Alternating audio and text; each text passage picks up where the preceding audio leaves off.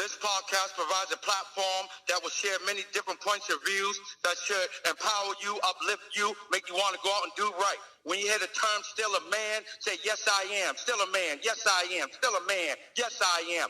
Let's go.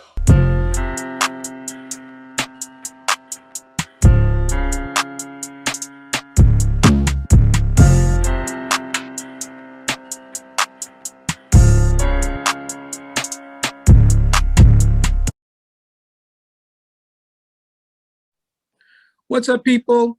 You are now tuned in to The Man in the Mirror, and this is a show that is presented by the Still a Man platform. Of course, you have the host, David Brewington, which is I, and you have my co-host, which is Robert Brewington. And today we have Lawrence from the Peace Institute. Lawrence, you want to introduce yourself to the world? Yeah, how y'all doing? My name is Lawrence. Thanks for having me on this show today. I think it's dope when we have platforms for brothers and men, and for humans, for us to be able to share our stories. Again, I'm Lawrence Stevenson. I work for the Louis C. Brown Peace Institute. I'm a survivor support coordinator at the Peace Institute. We can probably get into a little bit at some point what more the Peace Institute is, but my particular role is I work with families who have lost loved ones in the first 24 to 72 hours after homicide, to really, help them understand the way forward after your loved one is killed in the streets. Unfortunately, that like a lot of our loved ones are, it's hard to know what you do next, how you move forward, and that's my job, to be able to walk families through what's next and how to move people forward. Okay, so you just basically gave us an overall view of what you do. Let's break it down. Mm-hmm. Let's make it let's simplify it. Do this in layman's terms. So we have about 6 questions. Basically, it consists of who are you, where are you from, what do you do, when did you start doing it, why you do it, and where you see yourself in the next 5 years. So Robert is going to give you the first 2 questions. Robert, go ahead. Let's go. All right, Lawrence. Hi, this is Robert. I know that you pretty much answered the first question, but I'm going to ask the question anyway. Who are you? Who am I? I that's something I'm still, trying to figure out myself too. I think that that's a whole life question. But I'm somebody who cares a lot about values. Somebody who cares a lot about, putting energy into the things that I really believe in. I'm an activist. I'm a person who understands that change happens at multiple levels, at the systems level, at the cultural level, at the interpersonal level, how me and you are connecting, and at the individual level. And I'm always trying to do work to really create change at all those levels. I identify also as like a healer, right? So someone who really puts their energy into, making sure that folks have what they need. They have the education on what healing needs, and not even just for other people, but for myself. I spend my free time making sure that I get what I need. I might, go for a rollerblade, or I might get from work and make myself a cup of tea, or I might just sit on the block and just really talk to my brothers about what's true for me that day, and give them a chance to talk about what's true for them.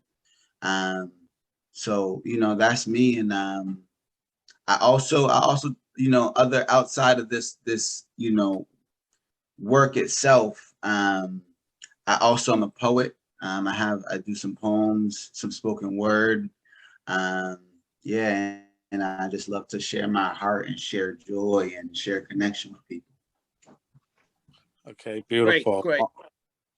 I guess we can move on to question number 2. You gave us a lot of in depth right there. So my question 2 to you would be, where are you from? Mm-hmm. So I'm from Boston. I'm from the South End. I grew up in a neighborhood called Tent City. Mhm. You know, what, Mel King and, really under the, some really great leadership of that area. I loved growing up in the South End because I got a lot of to watch a lot of different life perspectives. The interesting thing is you got at one block, you folks who own multi-million-dollar condos and brownstones, and on the other side, you have folks who are trying to make it, right. And I think just the beautiful things I always felt in community with everybody who lived in the South End. And no matter the circumstances, I always felt like I could always connect with anybody. It doesn't matter color, race, wealth, anybody. It just kind of gave me the skills to, put the human first. And then as I got older, I moved out with my parents to the South Shore towards in this town called Avon, and kind of moved out there. And then that was a whole nother neighborhood I got to navigate. And through this all, though, something I also identify where I'm from, I also like to say that I'm a product of the MECO system. You know what I mean? Because I went to Lincoln Sudbury Regional High School, and although I wasn't from Lincoln, I spent so much time out there developing relationships. And I got a lot of my growing up. I did, 8 hours of the day as a kid, as a MECO student, even more than that. You spend at school, you spend in your school environment. So there was so much also that had to do with my growth that I did in that suburban space in Lincoln. I think that also gave me great perspective. Great. Okay, so we got who you are, we got the where are you from, and now we're going to talk about what do you do. Yeah, so what I do, I work at the Peace Institute, and for folks who don't know what the Peace Institute is we're a center of teaching, healing, and learning for folks who have lost loved ones to gun violence. And in layman's terms, after folks get killed, our babies get killed, our brothers, our sons, our daughters, our neighbors, those families come to the Peace Institute. And the first thing we say is that, this is a club that you never want to be a part of, right? But while you're here, let us take care of you. I tell families that I can never make any promises to you because you can never make promises in this life, right? But I will say I'll do my best to be able to support you in any way I can. And I really help families coordinate the funerals. I really help families make sure they're connected to who they need to be connected to. So the detectives, the court systems, mental health supports. And then from there, all families have a lot of nuanced needs, right? They might have talked about your loved one in the media and, said that, oh, your loved one was gang involved. And, I sit down with families and help them write their loved one's story and help them tell it from their point of view, right? And like healing's an important thing. A lot of people think that healing is this kind of thing that you reach. Ultimately, something bad happens to you or you get an injury. It could be emotional injury, and then it goes in a straight line, and eventually you get to this point where you're healed, right? So it's also my job just to educate people on that stuff, right? And don't give them false expectations and say, you will heal with time, but it won't be a straight line. You'll feel better one day, or you'll feel like, you have a sense of normalcy, but then you're going to drop. And then you might feel better again another day. And then you might come back, and you might go forward, and it's okay wherever you are on your healing journey. You just got to give yourself space for it, Things won't get better, they'll get different, but you will heal because humans have a natural ability to heal, right? So that's kind of what my job looks like, is just being the go-to person, for people who lost loved ones to homicide. And that question of what I do, I also like to a little bit answer how I do it, right? And how I do that is just like being, just being open, right? And for myself, I know that, people have an amazing ability to heal themselves. So I'm just here to remind people that, right? And say, you got all the, let me give you a few tools, right? But you're gonna do the work, you know what I mean? But let me hold that space because you're in the driver's seat, and making families know that they're in the driver's seat. And however they need me to show up, I can be here to do that. Okay. I like it. I love it. So I was reading something beforehand, and it says humans have the innate ability to heal, which you just basically stated. But they also said that in life, it's a constant healing stage. We're always healing from something. Yes. How do you feel about that? Yeah, I think that that's true. I mean, I think about my own experiences, you know what I mean? And I think about my own experiences, and there's some things that I thought that, I might never be able to work through that I have, or I'm in the process of doing that. And there's things that I feel like, oh man, I should have got over this years ago, and I'm still dealing with, right? And what that tells me is that, there's no map for this. There's no right or wrong answer.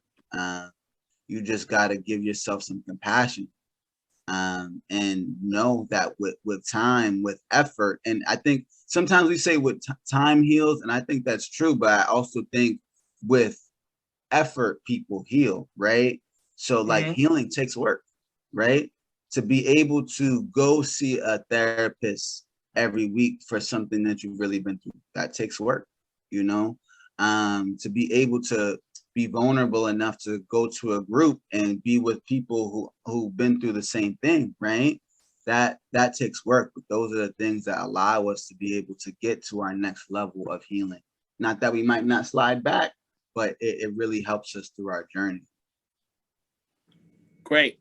Do you think that that participates or contributes to how you basically administer the services that people request and need? Yeah, that's very absolutely, because it helps me because it's not like families will see me in that first 24 to 72 hour period, right? And then won't ever need to see me again. They might see me in that point, and then they might need to go through their time alone.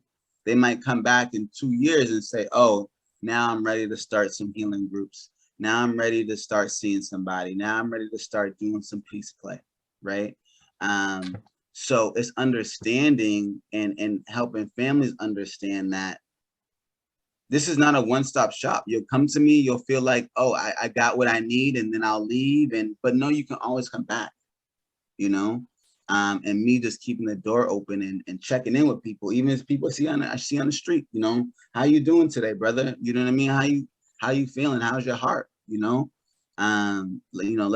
chop it up for a second, because I might see you might be a person who keep a smile on your face every day, but sometimes even those people are the people who need the check-ins, and so always just keeping that front of mind. Everybody got a story. Everybody got some things that they need to heal from. We're not the only ones. If we're feeling a certain type of way, other people are also feeling some type of way, right? Yeah. And it's just important to wrap those people in and give them everybody as much love and support as we can at all moments. Like it. Okay, so we talked about who are you, where are you from, what do you do? Let's talk about why you do it. So I can start off by talking about how I got to the Peace Institute. I got to the Peace Institute. I started in 2018. But I started after my brother was killed, my brother Randy.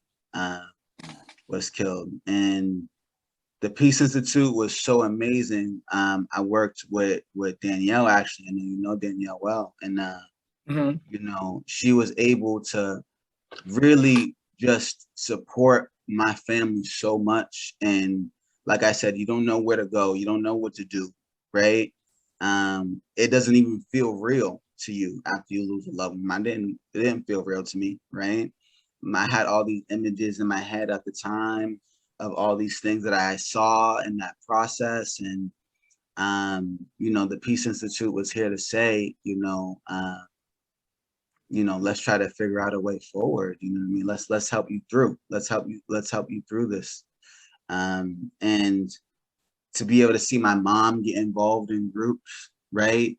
To be able to go to the Mother's Day Walk for Peace and experience the healing there and get to see the solidarity, to know I'm not alone. There was other people who dealt with this, not just me, right?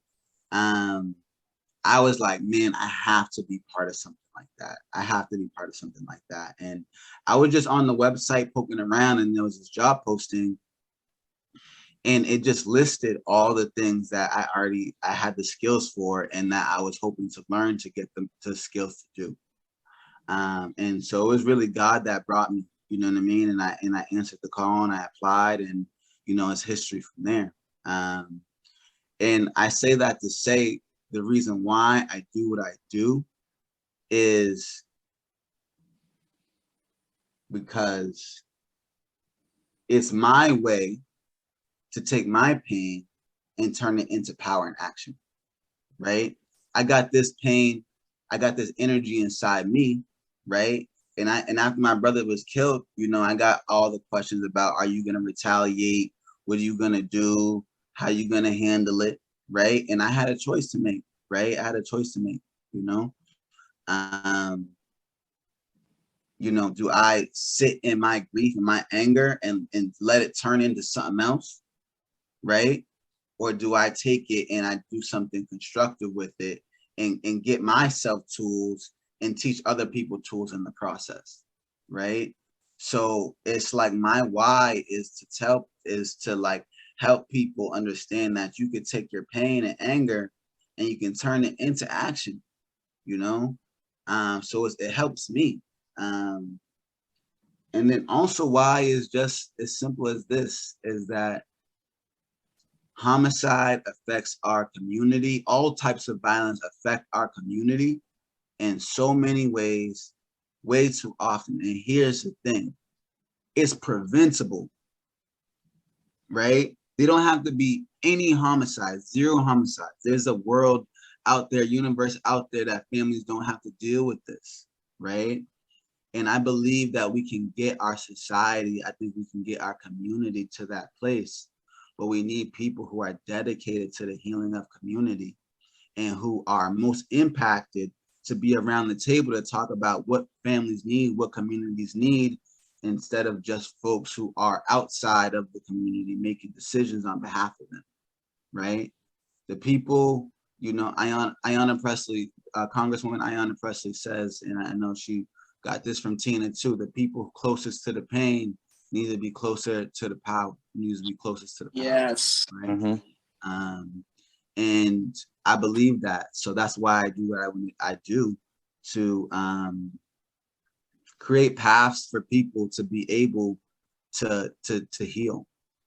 I want to see my community thrive. I want to see Black people, all people of color, all people, no matter what your color is, to be able to love fully, to be able to experience joy, to be able to experience pain, healthy pain, without numbing it with drugs and alcohol, so they can learn from that pain, because pain is a tool to learn from, right? But when we have so much of it, we never really get to learn from it as much, because we're always dealing with it, or we're trying to numb it, right? So, you know, that's why I do what I do, because you know, people deserve healing, people deserve peace. Lawrence, yeah, I just want to say I too can relate to you feeling that pain, because I'm a survivor too. I went peace institution when I lost my son to street violence in 2016. So everything I did since then, I did a commercial with the peace institution. I opened up I pushed my son's apparel that he wanted to do before he was murdered. Amen. Is adoptive parish, and I got a sister apparel from that, which is Envy Forever, and adoptive parish ladies first. But I also have a nonprofit organization that I help the youth with driver's education, fashion and music program and advocacy, and we serve the disability. We do a lot with that nonprofit. So when I hear you talk about it, gives you a purpose to keep pushing through to serve and help other people. It puts a smile on my face when I help someone. Absolutely, absolutely. And I think that I want to also just say my, my condolences and just share, share my love for you. Likewise. For a second. Yep, thank you. I appreciate that. And yeah, I think that's what it's about. Is about, being able to let our loved ones legacies, right? Let our loved ones' legacies be able to reach their potential, right? And so thank you for the work that you do and creating opportunities. We can't get our loved ones back, and that's so the toughest thing. You know what I mean? And if I could do it over again, I would have my brother here instead of doing this work. I'm gonna be honest with you, right? Just like I'm sure for you would have your son rather than doing this work. And at the same time, our reality is what our reality is, and we're responsible for what we do next. Yes. And speaking of what we do next, so I've gotten so deeply entrenched in the conversation. I'm in awe of your story. I kind of jumped over one of the questions. And so you can go on and ask the next question, Robert, if you remember which one it is. The question before, why did you do it, or why do you do it, would have been, how long have you been doing it? And you kind of answer a little bit of that question early on in your answering the why do you do it? How long have you been doing this? Yeah, so you basically answered the when and the how, but we back to the question where when did you start doing it and when how? When did you start doing it? I started in 2018 doing this work at the Peace Institute, but before I started to do the work at the Peace Institute, the work in healing and working with folks has been a passion for me my whole life, right? So when I got out of college and I went to UMass Amherst. I was in their honors college over there. And then I wanted to come back. I studied psychology and I wanted to come back to help my community. So I joined an organization called Commonwealth Mental Health and Wellness Center. Yes. And the great folks over there doing that work. And I was a therapeutic mentor and a therapeutic training and support specialist. So I started that. I was in 2015 when I started to do that work, and did that for a number of years, just, supporting, young folks with the similar things, you know what I mean? Tools to be able to breathe when you're in stressful moments, psychoeducation on what mental health, we say mental health a lot, right? What does that mean, right? What does the symptoms look like? Is it you haven't slept for 2 weeks? Oh, that's not normal. Let's talk about that. Let's talk about where that comes from, right? What happens in the brain for something like that to happen. So I did that work for a long time. And even further back, I mean, I got to think about when I was a kid in Tin City and just, as youth, how we would organize with each other. And just, support each other. My cousin, Cedric Phillips, was killed. I think it was 2000, 2001, 2002. And, wow. I remember so vividly going to the hospitals and, just seeing my aunt, seeing my cousin who was the same, his brother who was the same age, and all he went through, right? And having those images and organizing with other young people to be able to talk about it, you know, take leadership from my aunt who did her walk for SETI, you know, that in the years right after he passed away through Spiral Park, you know. So in little ways, and even just, you know, having my eyes peeled and asking a lot of questions about my environment, you know what I mean? Recognizing it's not normal for me to be so scared coming off the bus to go home. Mm-hmm. My peers in Lincoln, they didn't have to deal with that, right? It was, you know, like, you know, I understood why, you know, young people, some of my peers were carrying guns, not because they were trying to be violent, but because they were scared. They didn't know if they was gonna make it home, right? So these are things that from a young age, I started to question. I started to work through within myself. And I think that we talk about change a lot in the outside world, but even before I did this work for other people, I was always doing it for myself. Mm-hmm. You know, I was always engaged in the healing process. So that's how I've been doing this since I was a kid. That's good. That's good cool. stuff. So let's go back a little bit. We got time. Mm-hmm. So let's talk about the South End. Yeah. What's the streets? What's the neighborhood like? Like, what is the mood of the neighborhood? Was that a violent neighborhood? Because I know you said on some parts it was luxury, and then other parts was it might have been poverty, or let's say middle class, lower class. And I don't even like to use those social statuses and stuff like that. Right. So because I don't want to paint that picture, get that depiction. I rather for you to have a clean canvas and you go ahead and paint the picture of your neighborhood. What did it mean to you? What did you see? I want to see things through your eyes. Right. I appreciate that. Yeah, I mean, the first thought when I think about the South End, something I think about is, man, being able as a kid to be able to go to the park and have green space. You know what I mean?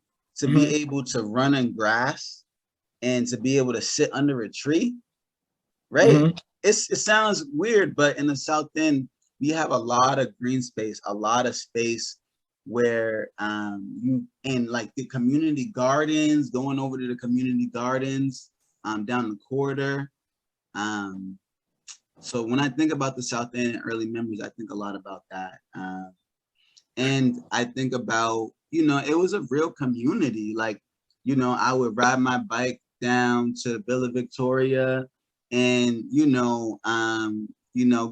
get the little slushies from the lady out the window, right? The little ices. And then I would, ride my bike down to Carter's Park, and I would do my South End baseball, right? And watch my siblings, do their baseball or play their BNBL games. You know what I mean? So as a kid, I had a lot of really good memories of just community, I went to preschool and at the Harriet Tubman House, man. You know what I mean? And it's such a shame every time I drive by there now, seeing that building gone, right? But there's a lot of history that has come through the South End, including that space, right? So as a kid, it was a blessing to be a part of that. My church was right down the street. I went to Concord Baptist Church. You know what I mean? I would go right around the corner and go to church and just feeling the love, from everybody, from the Black people, but also the people who were, living in those neighborhoods that, were different cultures as well. It was really, I wouldn't even say it was a melting pot, because it wasn't a melting pot. It was a fruit basket, You know what I mean? Mhm. Where it was a fruit salad where you had all these different cultures and our juices Yes. mingled, but you really got to feel the substance of all the different cultures.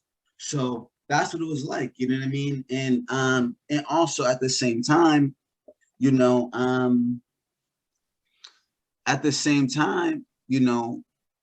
folks who are most impacted by things like poverty, things like trauma, things like miseducation, right? There are things that we dealt with that some of our peers that lived outside of our bubble like that had to deal with. You know what I mean? Inside people's houses, their parents might have been dealing with domestic violence, right? Inside their house,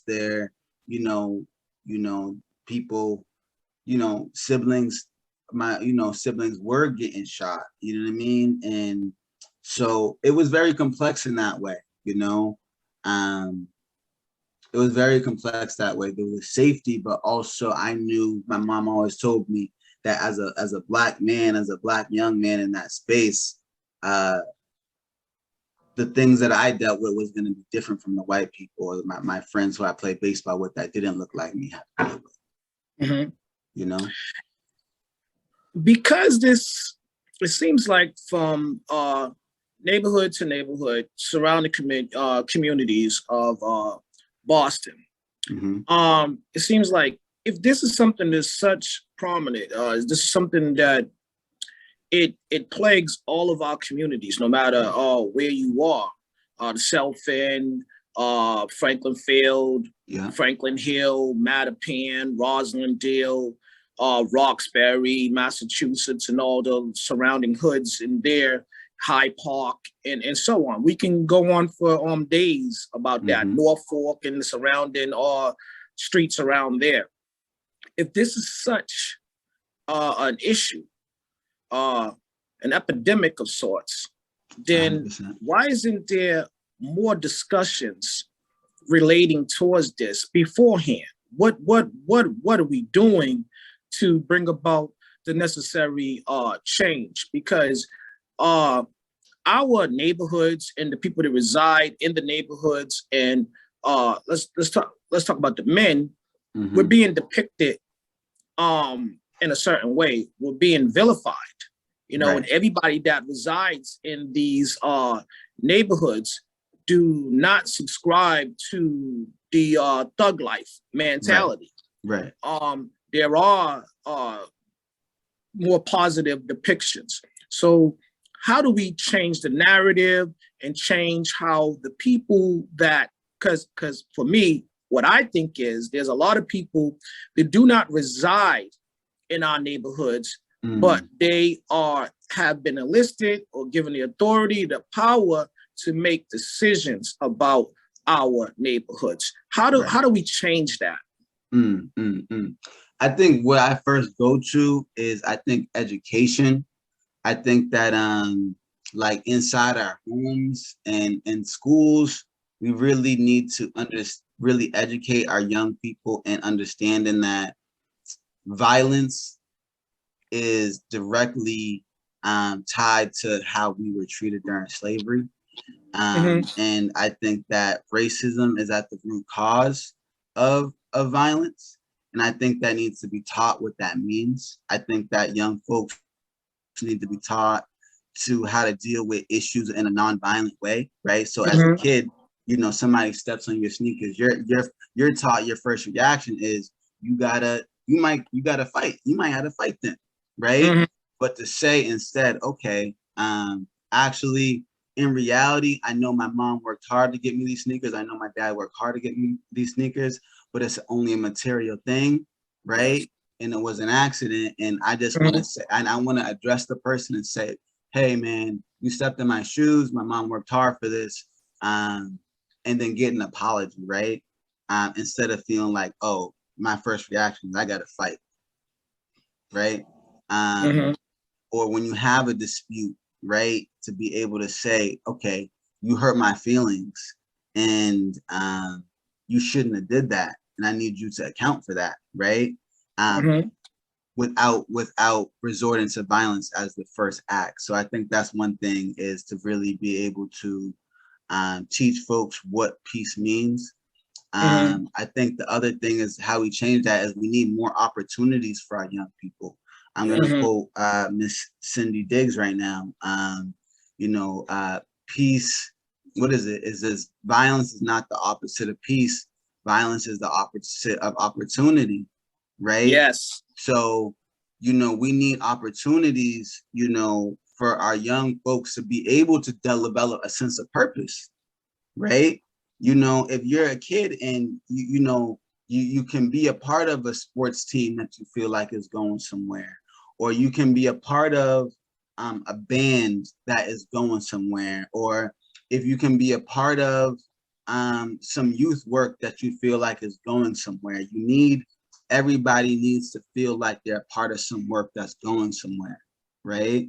And something that they can really develop a sense of intrinsic purpose and worth and feel good about, be it art, be it an internship at one of our hospitals. We have so much money that can give our kids internships, right? So a lot of more opportunities for jobs, for folks to feel like, if the only job you have is making $10 an hour, but in Boston, you can't feed yourself on something like that, right? So no, people are not going to take those jobs. We need opportunities for people to have jobs that give them an opportunity to get upward mobility and to be able to start building wealth. I think in terms of building wealth, I think a lot about financial recovery, like financial what do you call it? Like, I think a lot of us have financial trauma growing up in poverty, right? And you might move your money in a certain ways or doing some unhealthy patterns with your money just out of trauma, right? So being able for folks to learn about what healthy financial habits look like, and be able to have that information for how you build wealth and get mobility. So those are the things I think about. But the number one thing to answer your question about how we create change is that the people who are most impacted, I said it earlier, need to be at the front of making the change. Yes. If we're trying to create programs for young people, who needs to be at the table? Young people. The young people. That's right. Young people. So, yeah. You know what? I'm going to go ahead and say this, and people might take exception to what I'm about to say. They might be bothered by what I'm about to say. I'm going to say it anyways because this is a platform that allows people to speak their minds. So why would I deviate from them? I'm just going to go ahead and speak my mind. So I'm going to say this. I think that the Peace Institute and other agencies and the people that reside within these communities, we need to adopt this mantra, this way of thinking, whereas nothing about us without us. Yes. It's an old slogan. They've used it in other like establishments, like other communities. I believe this is something like prehistoric, the disability community adopted this same type of approach. So that allows, because attitude equals aptitude. If you think a certain way, you'll behave a certain way. So if we change our way of thinking, then we'll behave a certain way. So if all of us implement that into our thinking, these individuals that don't reside in our communities and is making decisions about our communities, there'll be a barrier, so to speak. They would have to deal directly with us if we all of one accord, we're all on the same page. Right. So I am, so if you guys can see this, I'm extending my hand. So this is like a virtual handshake because I want to make a deal with the Peace Institute and other organizations. We need to come together. Yes. And I want to speak to as many as you individuals as possible on the same platform and give them the same opportunity that Lawrence is receiving today. Talk about what you do, and let's get it out there. If we have to have a town forum, as we spoke about, and do something, a virtual town forum where we talk to all these organizations and bring them together. But we don't just need to talk about it, people. We need to be about it. Because I think that there's been too much conversation in the midst of devastation. So we need to do something outside of just talking. Right. Because believe me, these people have conversations about us without us. So again, they are having conversations about us without us. So we need to implement that change, and we don't wait until tomorrow. We need to do it now. Right. That's because tomorrow is not promised for all of us. You know, that's the realistic way of thinking. You know, anything can happen to anybody in this society that we live in at any time. So again, it brings it to the next question. We're talking about future. Tomorrow. Where do you see yourself 5 years from now? 5 years from now? Well, before I answer that real quick, I do want to mention just comment on what you said, because I agree with that. You know, we do need to come together, and also I want to continue. I think sometimes there's a false narrative in the city that we're not getting together, and I think we are. I think it still needs to happen more. But I do want to shout out organizations like Dee Dee's Cry. I do want to shout out organizations like the Peace Institute, like Mothers for Justice and Equality. There are these organizations that, you know, that have been a convener for a community to really be able to be by us, for us, and be able to work towards what we need to work toward, right? And we need to continue to do that. I think there's more of that needs to be done, but also let's also shout out the people who are doing that work, because when you shout out those people who are already doing that work, it just creates ripples effect when it happens more. Sometimes people just don't know where those things are going on at, right? And that's the thing that we need to change is also making sure people know where to go and know where these things are happening, you know? Know about the Roxbury Unity Festival, know about, you know, the Mother's Day Walk for Peace, etc. You know. Let's stay right there.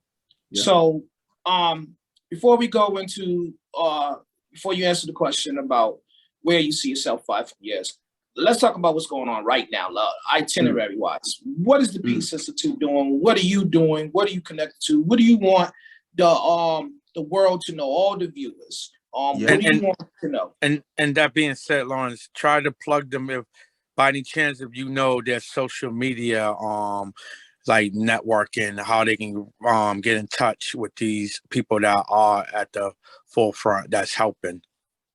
Yes. Their contact information, their platforms. Who do we reach out to? Yes. So I know I want to start off by at the Peace Institute, I want to start off by shouting out our Mother's Day Walk for Peace. This is a walk that we have every year. It's Sunday on Mother's Day. Please come out. If you can't come out, please donate. 100% of the funds, it's a walk for community, for us to represent peace in our community, and for everybody from around the city, no matter where your neighborhood is, to come together to say that we want peace and we want healing, right? That's what the walk is for, but it's also our biggest fundraiser, right? So I told you there's families who don't have money to bury their loved ones, right? The Mother's Day Walk for Peace is donations so we can have money to be able to support those families, right? We have a $600,000 goal this year. We're on our way there.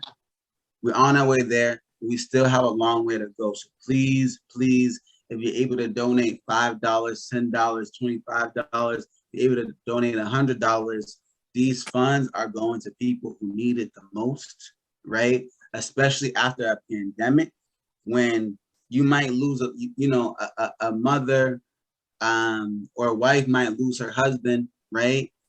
or vice versa, and they have one less income in the household to feed the family, right? These funds go towards supporting people like that, families like that, and also allow me in the organization to be able to support people in really innovative ways, to really work with healing modalities like peace play, that is not scripted, that's not scripted, that like are made to design to help a certain type of people, but not to help to design us. We use those interventions that are help to be able to heal through us. So that's what the Mother's Day Walk for Peace is for. Please donate.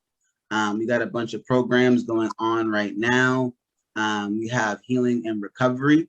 Oh, and then how you access the Mother's Day Walk for Peace information is go to Mother's Day Walk for Peace, number 4peace.org. And you can register for a team. You can register to start a team. You can join a team, or you can donate. So please check us out. Please check our other social is just Peace Institute. You can check us out on Instagram and Facebook. Monday night, we have a group called Healing and Recovery. It's every Monday. If you are a person who lost a loved one to homicide, suicide, or overdose, this is a group for you just to be able to talk about what's going on for you. We have things like mindfulness groups, writers workshop groups that happen throughout the year. There might be some new cohorts coming up this summer for that. And then we have some great collaborations with other organizations coming up as well. Shout out to Dee Dee's Cry. Having the Men Mind, Body, and Spirit Healing Conference. I think that's June 3rd at Encore. I'm not sure of Dee Dee's Cry's exact socials, but I'm sure if you type that into Facebook, Dee Dee's Cry, you can find the information for that event. So again, I want to go ahead and say this. So for Dee Dee's Cry, I want to make sure that Still a Man is able to attend that event in some shape or form. Try to get the whole Still a Man platform to come out and be supportive of that, because again, we're up and coming. We need to be more visible too. I mean, we have a voice, so we need to utilize it as well. So right. I am encouraging my viewers to all reach out to all of these organizations and become a part of what's happening in our community. We need to be a part of the difference that is needed. So it starts with us. So let's get out there. Let's do it. Let's be visible.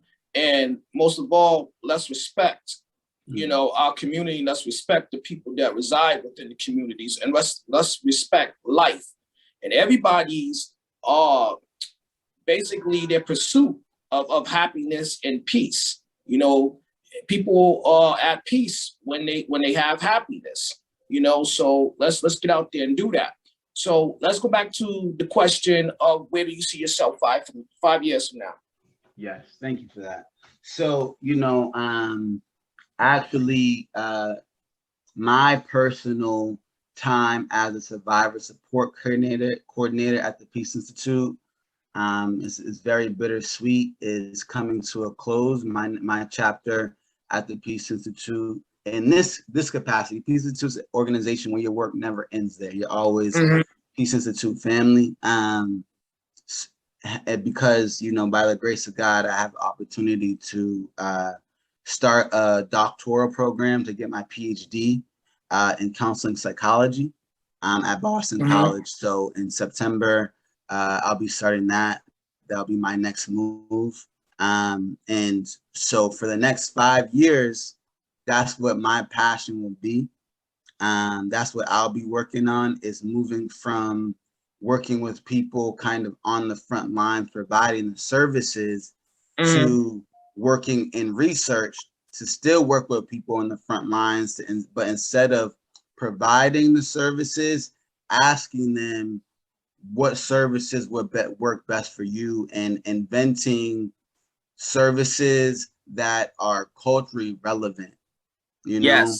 I want our folks to be happy and about mental health services, or I won't even call them mental health, just wellness services, things that Mhm. are here to make you healthy, here to make you thrive, you know, to ask questions, to investigate, and to develop things that are for the folks who are most impacted. Okay. So I hope to do like kind of a dissertation in which I'm developing interventions for folks who have lost loved ones to violence and who are struggling with different areas of racial trauma. So 5 years from now, you know, you might be talking to me as you know, Dr. Stevenson. No. We gonna speak as is. We gonna do the paper. We're gonna Dr. speak it to Stevenson. the existence. You'll be speaking 5 years from now, we'll be revisiting this topic, and we'll be talking exactly. with Dr. Stevens at that time. Exactly. Right. You'll be talking to Dr. Stevenson at that time, and yes, Lord, and you know, we'll chop it up then, and and by then, you know, I've hoped to, you know, really developed a toolkit for folks, you know, who have lost loved ones to homicide and dealing with racial trauma. I mean, as Black and brown people, there's so much hurt that we might have experienced, and loss that we've experienced just because of the color of our skin. You know what I mean? Yes. And we deal with it because we don't got no other choice but to deal with it, right? But there, but I'm here to help, you know, develop tools to be able to not just deal with it, but to thrive through it, you know, to be able to take the pain and turn it into a source of power, you know. I love it. Robert, you got any more questions for Dr. Stevens? He pretty much answered all the questions. I like the direction you're going in, and I can't wait to revisit this in 5 years, because I think that you're about to do something wonderful for your brothers and your sisters. I appreciate that. That's the goal, and you all as well. And I'm really excited to see. And I hope we'll keep in contact along that time and do some programming in that time and some collaborations and along that time. You know, because I think this model of being able to let people control their own narrative. This is healing work y'all doing. This is healing work y'all doing. Folks telling their stories, reclaiming this narrative of super predator or whatever, and really being able to tell our own stories. That's right. That's what it is. That's the healing right there. So blessings to you, brothers, to do this work, and you know, really proud to be working with you. And I appreciate you. We appreciate you too, Lawrence. Thank you. But we can't let you out the hot seat yet. See, so you know, here on the Still a Man platform, I believe in we believe in providing opportunities. So I heard you early on because I listened. You're a poet. Can you take us out with a poem? Oh, okay. Let's see what I can pull up real quick.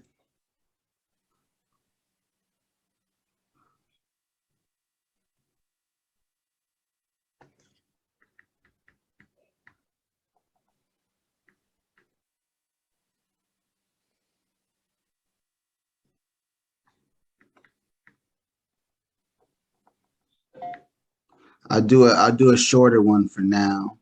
Okay.